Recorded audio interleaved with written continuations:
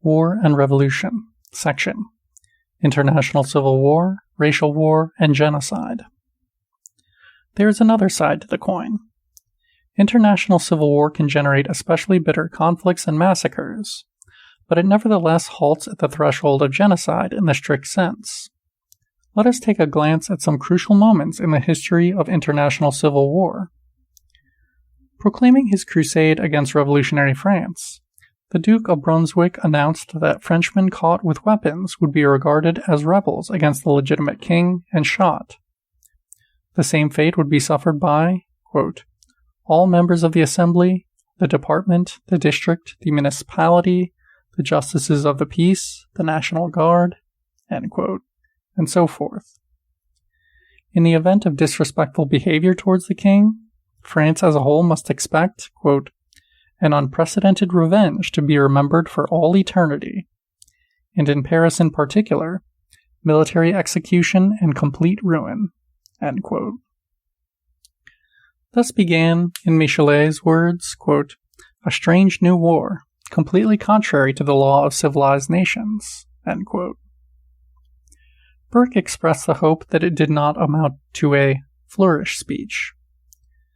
Yet the Brunswick Manifesto's genocidal tendencies were objectively offset by appeals for international civil war that divided the French people transversely and prevented their criminalization en bloc. Its healthy part was called upon to collaborate in restoring order. Robespierre referred to the Brunswick Manifesto and the logic behind it when reproaching the British government, which, quote, has dared to state and proclaim that there is no need to respect any faith, any rule of honor in this war with the French, given that they are a people of rebels who have infringed the most sacred rules, end quote. As the war raged more intensely, in the wake of indignation at attacks on Jacobin leaders attributed to a British conspiracy, the convention issued the decree of 7th Prairial, quote, no British or Hanoverian will be taken prisoner, end quote. This was probably not an order to shoot prisoners. Episodes of the kind have not been confirmed. On the other hand, there was only a brief gap between Prairial and Thermidor. Rather, it seems to be an order for the war to be waged to the bitter end, looking for battles to destroy the enemy, and having done with, quote, this Anglo-mania masked as philanthropy, end quote. To express himself thus was Robespierre, who subsequently went further, quote, I do not like the British. I hate the British people, that despicable nation, which, were it to continue to support its government, would have to slip back into the ocean, end quote. What are forgotten or rejected here are the frequent appeals during the French Revolution to denationalize the war and trigger international civil war, wherein the friend-enemy opposition is defined not by national borders, but by political ideology. Now, by contrast, it might be said that the British are subject to a criminalization that does not seem to permit of any escape. On the one hand, this is the result of moral fanaticism in the international civil war. According to Robespierre, quote, those who make war on a people to block the progress of liberties and destroy the rights of man must be pursued not as ordinary enemies, but as assassins and rebel outlaws, end quote. On the other hand, and this is by far the more important aspect, what influenced the decree of 7th of Prairial was a different logic, which clearly emerges from Barrère's report to the Committee of Public Safety. Beginning of long quote. National hatred must be vented. For commercial and political communications, there must be an immense ocean between Dover and Calais. Young Republicans must imbibe hatred of the name of Britain with their mother's milk. O my country, at the very name British, my blood boils and my soul is vexed.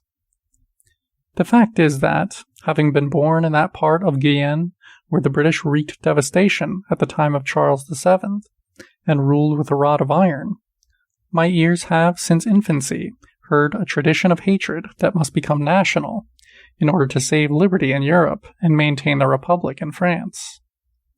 End quote.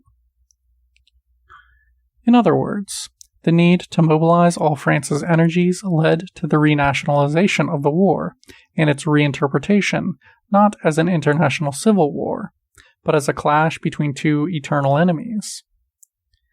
In this sense, the renationalization of the war was its renaturalization, with de facto reversion to a pre-revolutionary ideology. This ideology had been given effective expression 2 years earlier by a right-wing speaker. He ended up first as an exile in Koblenz and then in London, where he entered Burke's circle, namely Casales, who polemicized against those who presumed to apply the vague principles of humanity in international relations and war as follows. Quote, "The patrie must be the exclusive object of our love. As for me, and I say it openly, it is not the Russians, the Germans, or the British whom I love. It is the French whom I hold dear. The blood of a single one of my fellow citizens is more precious to me than that of all the peoples of the world." End quote.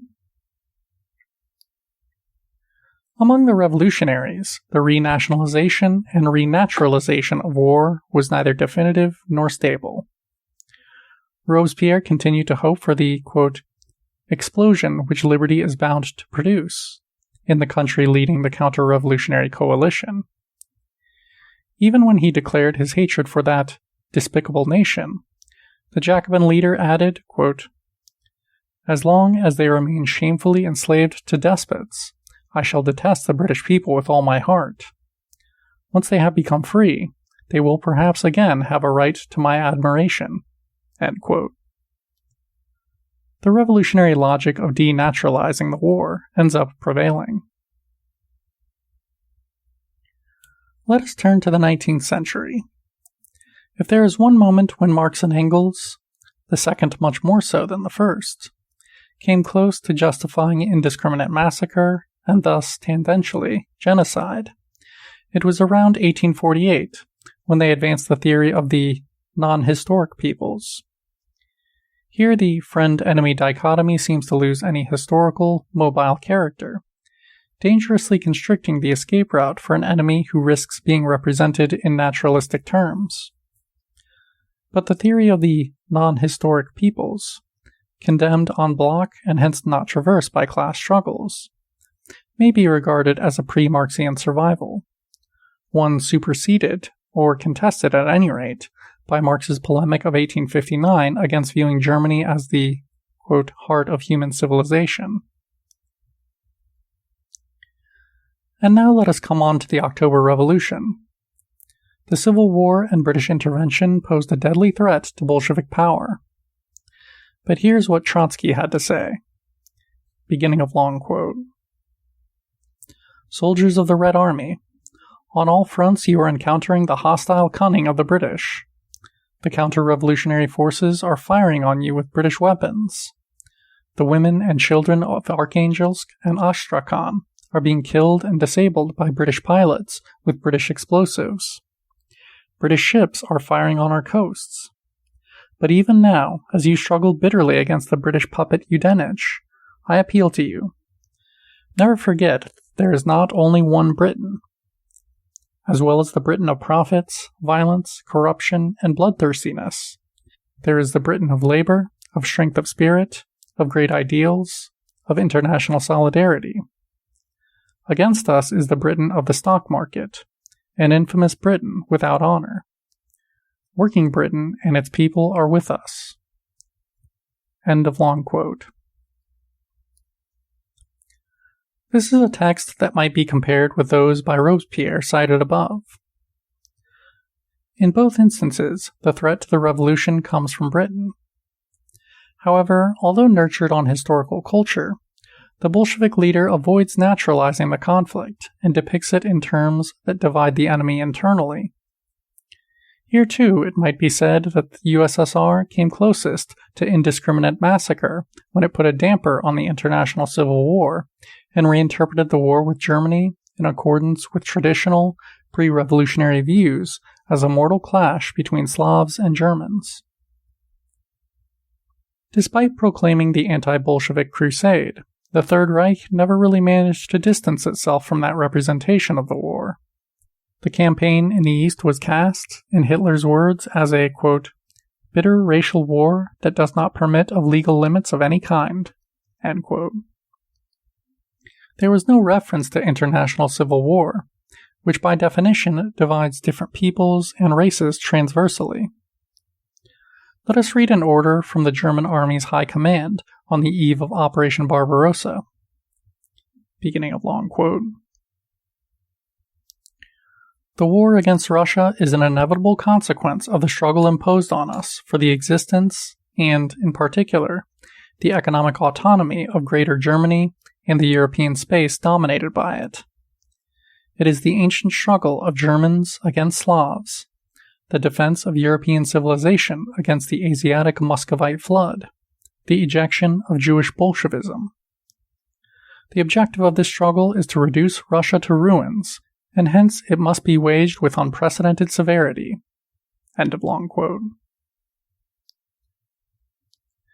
As we can see, the ideological crusade against Bolshevism does not cancel the element of racial war. The war with Russia continues to be interpreted with categories that had emerged prior to the October Revolution, such as the life and death struggle between Germans and Slavs. In fact, the ideological crusade ultimately ends up being subordinated to the racial war, because in line with the schemas of the reactionary intellectual tradition, Bolshevism is branded as an ideology alien to Germany, Europe, and civilization as such, as an inherently Asiatic, barbaric ideology. The struggle against communism is an aspect of the racial struggle against barbarians. Thus, at least as regards the campaign in the East, Nazism did not, and could not, contain a genuine appeal for international civil war.